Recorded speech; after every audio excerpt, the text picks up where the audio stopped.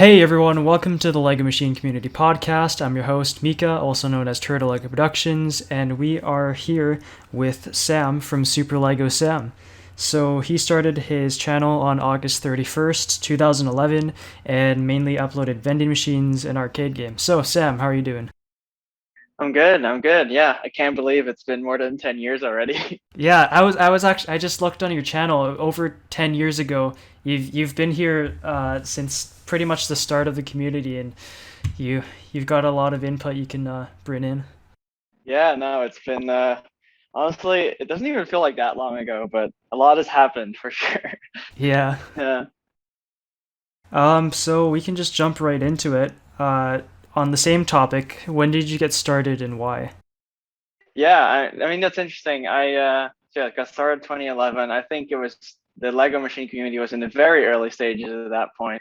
I think what happened for me was that a classmate of mine actually was making these little Lego candy machines and made a YouTube video of it. I don't think his channel even exists anymore, but I thought to myself, hey, I'm building things already because I was just building things.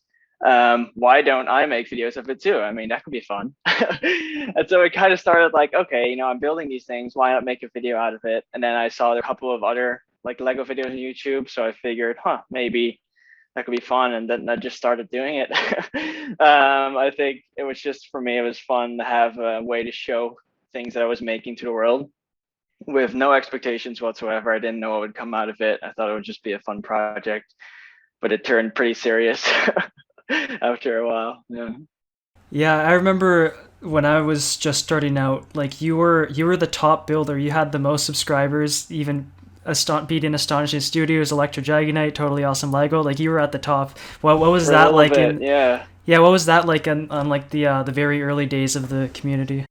I mean, it was exciting. I was definitely at the start. I mean, for the first couple months, you're always looking like, wow, I got like 10 more views. I got 100 more views, or wow, I got a subscriber and I don't even know who it is. And then it starts getting, and you like measure these milestones, like, oh, you get past a thousand views or 10,000 views, something like that. And of course, then you see other channels, you say, okay, how many subscribers did they have? And you're always comparing a little. I think it was definitely very fun, although it was never like, the main motivation. I was just trying to have fun. And then the fact that people actually liked the videos was a really nice added bonus. It was definitely, and at some point, I mean, Astonishing Studios and like Dragon Eye did completely took over Yeah. and raced past me. But that day I was like, okay, it made sense. They were also a lot more active, at least in terms of uploading videos. I've always sort of uploaded only once every 3 months, maybe. So that made it more difficult for me too to stay, uh, yeah, like popular, I guess, or as like grow as fast as they did. Yeah, yeah. Was that is it the coin pusher that was your first machine? Yeah, yeah, the Lego coin pusher. Yeah, yeah. Just looking, I looked back at it the other day and it's like, wow, definitely come a long way since then. It was, yeah, I mean, it was like it was an easy machine at least. It was like, oh, all you have to do is push back and forth. Like I can. I think I was just inspired by arcade games in general, and this was sort of the easiest arcade game to make out of Legos. But eventually it evolved into more complicated ones. But I figured, okay, I could do that, and I want to make it completely out of Lego. So I think it wasn't that one that I already had. I had ordered all these little Lego discs to use as coins instead Oh of real yeah, coins. yeah, Yeah, these little Lego parts because I figured, oh, I have to be 100% Lego. So yeah, it was a fun project, and I made another one after that too. It was yeah. yeah. But even then, like your very first machines were already like really big, and the designs were something that like we've talked about this in the previous podcast, but like in the early days of the community, we just had like pretty simple machines where people didn't really think much of the designs. They just kind of made machines just because they're machines. They're so cool. Even back then, it was like super cool for us. But you were already making these big machines with like these really cool designs back in the day. And I remember when I was young, I was like, "Yo, Super Lego Sam uploaded. Let's go!" Oh, I appreciate it. Yeah, I think for me it was definitely I got more excited by big projects, and I think what I also did differently is I never made anything that did not have mindstorms or at least motors in it, right? because I think I honestly got inspired by my older brother, who had got electrons before me, and I saw him making things, and I figured, wow, I want that too. And then, when you start with Mindstorms at the start, I mean, it's a pretty big thing by itself. If you want to add Mindstorms to a build, it's going to be a relatively big machine, just by nature of how big that intelligent brick is and stuff. So then you start thinking, oh, it'd be cool to make it big. And then essentially what I would do is I would take all of what I have, see what colors I have available, and say, okay, if I make it out of these colors, I can make it this big, and then sort of optimize for how big I can make it. And usually then on the inside, just use all the other colors I have left. And yeah, I definitely was always excited by bigger projects, but that did cause me to upload not very frequently either, because it just takes a lot of time. Yeah.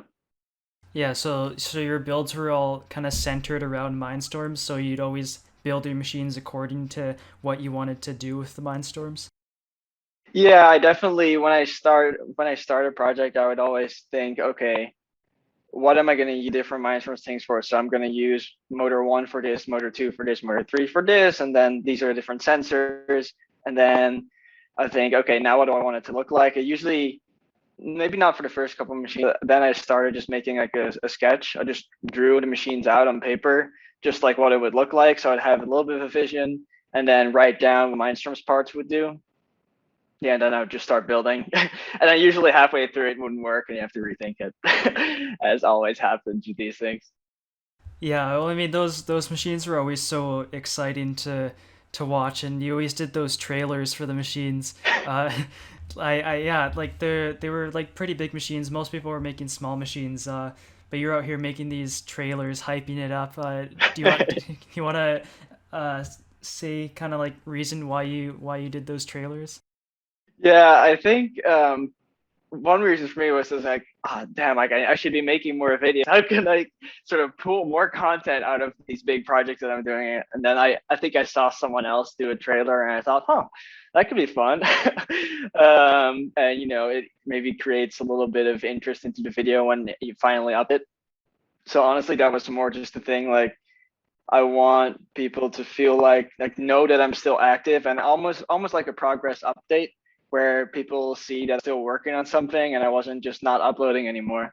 And I think the trailers were a good way for that. I mean, they never got like that many views. It was just more to provide an update for people that were interested, I think. So Yeah, yeah. Um, I do want to talk about your space arcade game. Um, the the space flight arcade game. What made you make that machine? yeah, I think that might be one of my favorites of all the things that I've made. Um, there's actually a pretty long build up to that. I think my brother and I both, and separately, to make machines with similar functionality like years before that, and with sort of the treads, and you have the plates, the plates attached to it, so you have like a rolling track where you have like something maneuvering over the track. And mine at the time didn't work at all.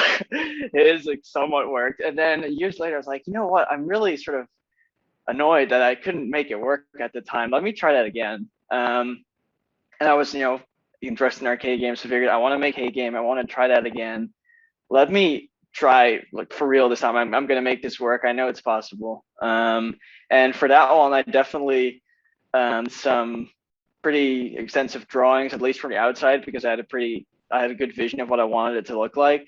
And I had to stretch my bricks for sure. Like, I didn't have enough black bricks and stuff. So like at the top, it's just panels and slopes that are inverted, so just to make sure that it looked nice on the outside. But that one it was a tricky machine. I was really happy that it worked out the way it did. It was a fun one, and I liked that it was relatively unique. It was sort of a new kind of machine, I thought, at the time. There weren't many like that around, so that made me really excited. And I guess I themed it with a space theme because I like space. I studied aerospace engineering, so it kind of figures. Yeah. It was. I think it was one of the coolest arcade games of the time. Especially just the aspect where it's rolling past and you fly like vertically instead of Yeah. horizontally or something. and how it was all Yeah, no, connected on the yeah. treads.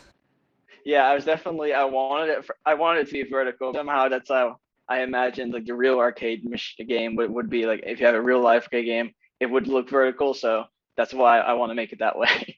Yeah, but it adds to the challenge because doing things vertically is always, I don't know, slightly challenging. You mentioned your brother being part of some project. Was he part of a lot of these machines? Um, no, not really. One of the videos on my channel, he made the Rubik's Cube solver.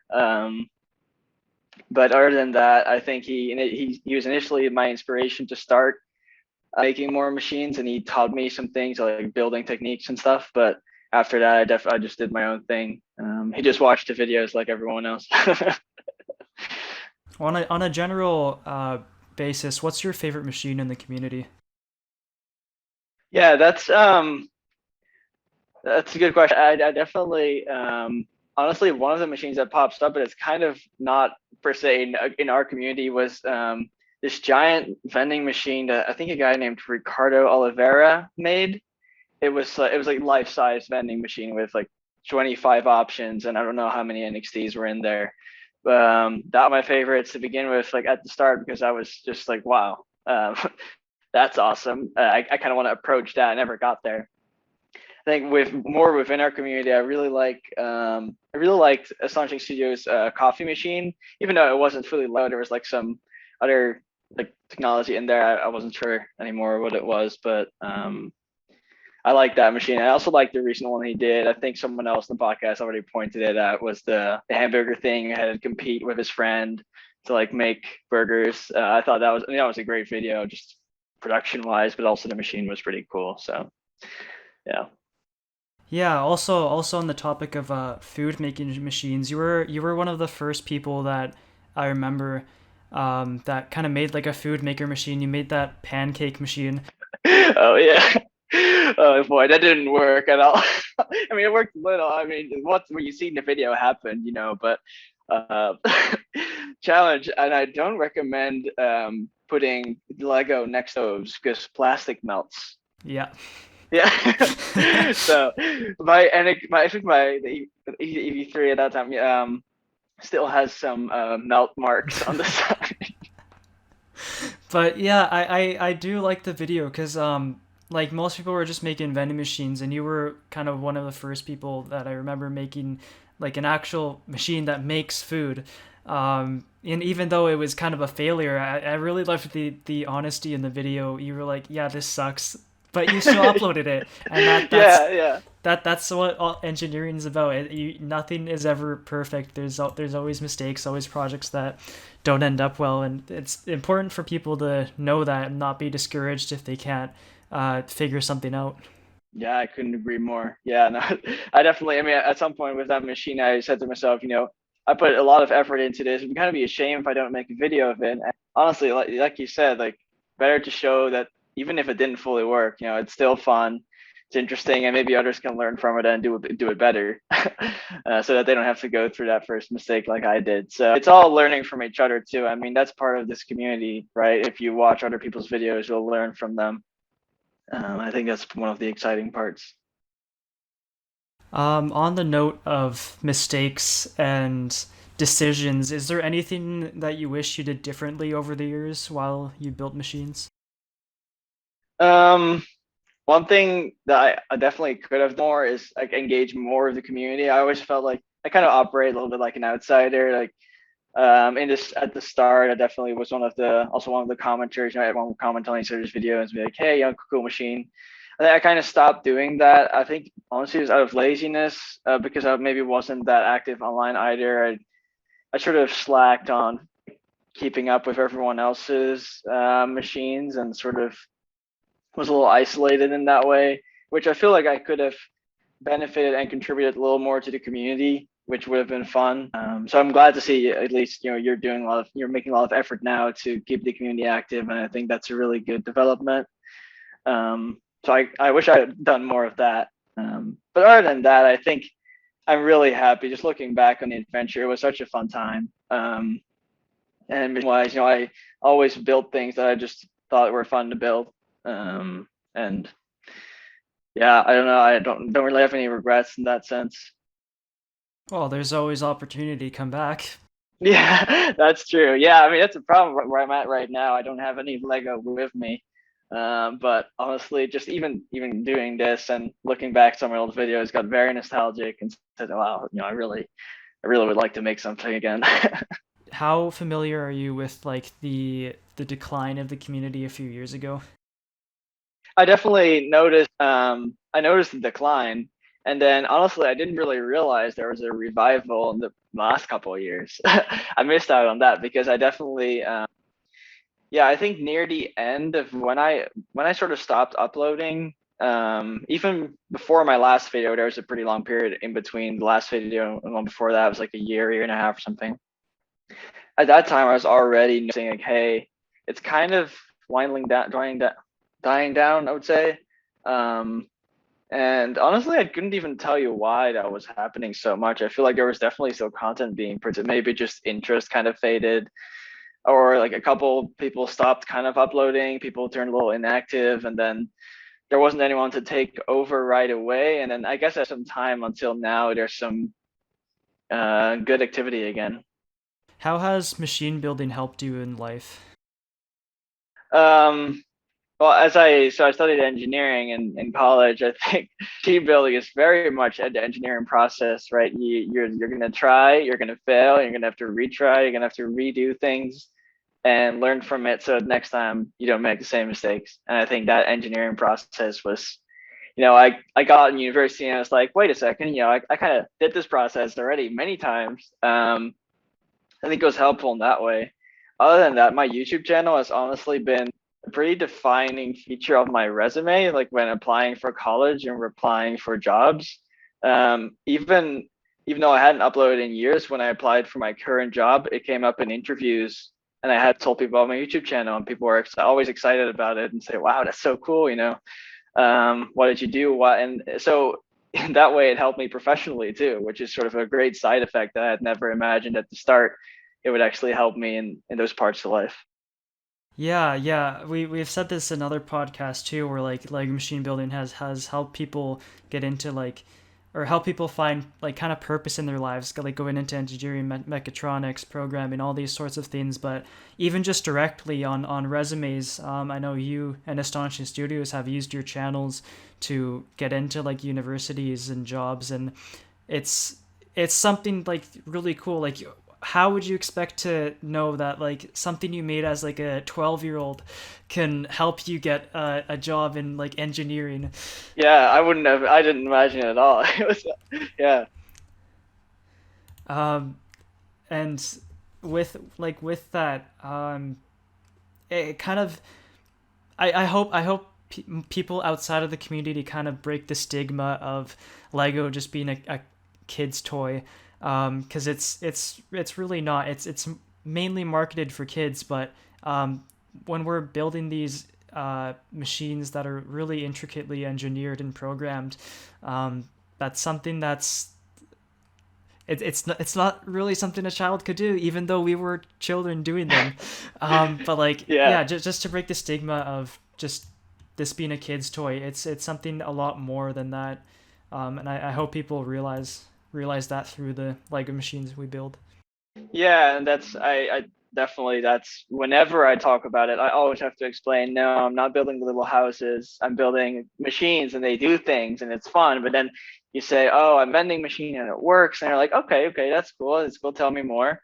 But there's definitely still, I mean, if you whenever I meet someone new and say, hey, I have a Lego channel, they go like, oh, okay. And then you have to explain, no, so there, yeah, changing that image is I think a mission that'll never really end, because in the end, it is a toy. It has its limitations. Although they're marketing a little bit more towards adults at this point too, but there's always going to have to be some explaining to do on our part as the creators. I don't think Yeah. it'll ever fully disappear, unfortunately. Well, once you see, you believe. Exactly. I just showed them a video, and they'll be like, "Wow, it's so cool." And kind of connecting to that, with your university and stuff, what are you up to nowadays? Yeah, so I graduated last spring, studying mechanical aerospace engineering at Princeton on the East Coast in the US. And now I'm working for Microsoft in Seattle. So not really doing like engineering, building things, but more on the software side, I guess. Although I'm not coding that much myself, but definitely stayed in the technology space, put it that way. So yeah, just started my new job there, and liking it so far. Yeah, it's also a really cool transition between Lego machines to Microsoft. Yeah. No, I've been actually. So I work on this product that is, I guess it works with IoT devices, and part of it is that you can kind of use it as an Arduino. So you stick it on a little kit, you can use it as an Arduino. So I've been telling my team, we should make little robots of this, and they're all super excited. But then we don't really have time because it's way too busy. But maybe one day I'll turn my Microsoft job into a Lego project. That was exciting day. I think one thing that just ties in what we're just about is like never be ashamed of your YouTube channel or like your Lego machine building. I think there's that stigma we talked about. I think for me, sometimes I felt like, oh, um, maybe people will think I'm a nerd or I'm still playing with toys. What we're doing in this community is really cool, and whenever you show people, they find it really cool. So you should never be ashamed of it. You should tell everyone about it. Tell everyone about what you're doing. Show everyone because people love it, and it makes you feel better about what you do because you can be proud of what you build. So I think everyone that is building in this community and making things, if you're making videos and you're proud of what you made, tell people about it, show it to people, and be proud of it. Own it. It's such a cool thing to have as a hobby, as an interest, as a passion that you should never feel like you shouldn't be telling people about it. So that's kind of a message I would tell everyone. Yeah, that's something I wish I knew, um, or wish I had that mindset for when I was just a few years younger. I used to tell everyone about it, and then people would always refer to me as like the Lego Machine guy. He was like, oh, and like they all knew about my channel. It's like, oh, did you build another Lego candy machine? But like I just built like the same thing every time, so people just got bored of it. But I think it was like in high school, I was kind of just like a little self conscious about what people think of me. So I just kind of stopped telling people, and some people found out, but I just stopped talking or it's telling people. And I think I moved to another high school, and I think I only told like two or three people. And now I'm in my third year of university, and I've only told like two people. But I'm gonna go ahead and tell people who at least people who still like showcase their like Lego builds. Tell them at least. Um, there really is nothing to be ashamed of. I'm not really Yeah. self-conscious about it. It's just people thinking of just you based on just that one thing is it's kind of annoying No, sometimes, yeah, but for sure. I mean, my old manager from my internship last summer still calls me Legan, even though it wasn't related all to my job. But at that point, yeah, like I just try to own it. Be like, if they call me Lego man, whatever. I mean, the people that your actual friends and stuff know you as you have like who you are as a person. So, I just kind of try to have fun with it and be like, yeah, I'm the Lego man. Call me Super Lego Sam next time. all right. And now we can move on to the community aspect of this. So you were quite active in the early years of the community. Can you give your opinions on what you thought about the community as a whole back then? Yeah, I think it was small right at the start. I think I started the same year as Astonishing Studios and Lecture Dragon. We all started in 2011, and at the time there was little content to be inspired by, so we had to do a lot of things by ourselves and just try things out, see how it worked. I think the beginning part was very fun. I mean, just I think when right when I started, I was just sort of doing my own thing, and then so I started discovering other people and started interacting with them, be like, hey, wow, that's cool what you're building, and then they would coming back on my videos like, wow, it's cool what you're doing, and so you get into it with other people, and it definitely made me more excited to know that there were others out there doing similar things. So it was fun that we had that connection. Although I definitely feel like I personally could have engaged a little more with the community. I was kind of an outsider, sort of doing my own thing, but I think the fact that there was a community and there was definitely a lot of like everyone was just very happy to just I don't know, like watch each other videos, comment on them, just be open to talk or collaborate or stuff. I think there's a lot of there's a very friendly atmosphere, which I really liked. It was all just people doing things they liked and then connecting over it. So that was pretty fun. Also, kind of in like the past community, you said like you, Electro Dragonite and Astonishing Studios all kind of joined around the same time. Did you have any builders that kind of inspired you around that time? Yeah, I think I don't even know what channels were around right when I started. Honestly, they were maybe Cheesy Brick Studios was around. I don't even know if he Yep. was around. Yeah, he might have been around. And then yeah, I didn't have that many channels per se. I think I was mostly just inspired by like random things, or like I was mostly inspired by real life, looking at things like, can I turn this into a Lego thing? So I think for me, I was always just playing with Legos, and I wanted to make machines that looked something like what real life had to offer, and make videos of it. So I always tried to kind of do my own thing, but then at the same time, there's always, of course, you always look for inspiration in other videos, and I don't think there's any particular channels at the time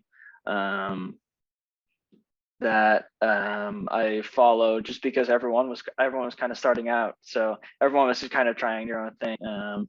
Yeah, I guess it was different if you came in a couple years later, you had a little more exhaustive list of examples that you could look at.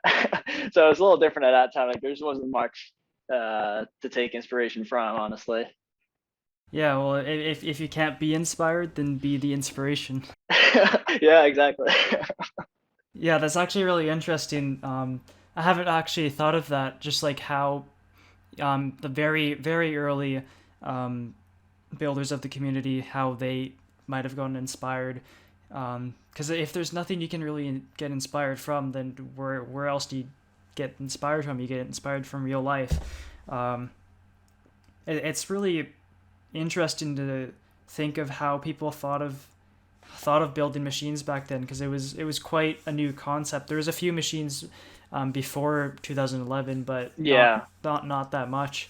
And just to see how much it's evolved over the years.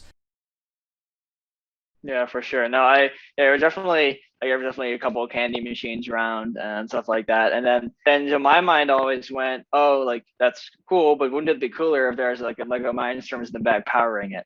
That was my approach usually to things. So I'd be like, okay, the concept of a candy machine. I definitely had never made a candy machine before I started doing YouTube, but then I saw those and I was like, oh, I could make one with Mindstorms. Let's try that. And then, so you definitely, the concept, I guess, come the other video, and then you just, I guess, I completely change it by adding Mindstorms on top, and then that creates a whole different kind of design challenge. So yeah, it was definitely sparse, but there was definitely inspiration around. You just have to be creative in finding it. All right, and fast forward to this current age. What are your opinions about the community nowadays? Yeah, I've been out of touch, I will say. I honestly haven't been on YouTube that much. I definitely like seeing that Astonishing Studios uploads every once in a while. I mean, Marcel's always doing great stuff, so whenever he uploads a video, I'm pretty excited for it. And whatever the YouTube algorithm throws me a Lego video, I'll click on it. But the algorithm has been not so kind to the Lego videos in my subscription, I guess. So I mean, I'm glad to see it. There's sort of I think there's like an uptick in creators, just more people creating again, because there was definitely a decline a couple of years ago, and now that it seems to be more interest in it again, which I think is cool, especially since I feel like on the Lego side, like in them releasing products, there hasn't changed very much. But luckily, there's still interest somewhere of people wanting to see these Lego videos, especially when they connect to things people know, right? I mean, it's the videos like when you connect it to a game like Among Us, or you connect it to brands like the McDonald's or whatever, and then it pops up in people's feeds like, oh wow, this is something I know, and then you combine it with Lego, and that makes exciting. And that format has worked pretty well for a lot of creators, I think. So it's exciting to see that people are making things again. Yeah, those branded machines have definitely given some people a large boost in views, with like millions of views for these McDonald's machines or Among Us videos and all that. Yeah, you just need one video that takes off, and then if you then just keep going, yeah, it's a game of luck too. It's really, there's people try to crack the science behind the algorithm, but I'm pretty convinced that a lot of it is just plain old good luck. Yeah. Yeah. And what are your opinions on the future of the community? Yeah, I mean, I hope it stays active. I would love to one day, if I have access to my Lego collection again, come back to a community where there's still active interest in people building and creating. And I hope new categories get explored. I don't know, like build new kinds of things, get crazier, get even bigger. Lego, the bricks don't have an inherent limit to how far you can build, how far you can go. I think there's a lot more to explore always. And I don't know, see where we can take it. Maybe Lego could support it with some exciting products on their end that could power cool new things. But I hope it remains active for years, and that I hope there's going to stay interest. I mean, I hope that like the viewership remains too, that people are still watching Lego videos and find it exciting. So it's only things we can hope for. Yeah, I mean there isn't a limit to creativity, but there is a limit to people's budgets. Yeah. Oh, yeah. No, for sure. I mean, that's the challenge. It's always too, my machines were limited by exactly how much I had. Sometimes to borrow a little here and there. But yeah, it's like it was expensive. I wish it was a lot cheaper. But Guess we got to go for some knockoff brands. Oh boy. No, don't do that. Don't do that. No. Lego only. Oh yeah. Do you have anything else you want to add? Anything else? I mean, I hope people are going to keep building. Honestly, just keep doing it. As long as you're having fun, no reason to stop. That's why I hope to get back into it. I mean, I've never lost the fun for it. I just too busy doing other things. So once I have time and access to my Lego, I'll get back into it, I'm sure. All right, well, that concludes the episode of Superlegosam on the Lego Machine Community Podcast. Thank you so much, Sam, for joining in and giving your input on the on all these topics. And yeah, thank you for having me. Next time.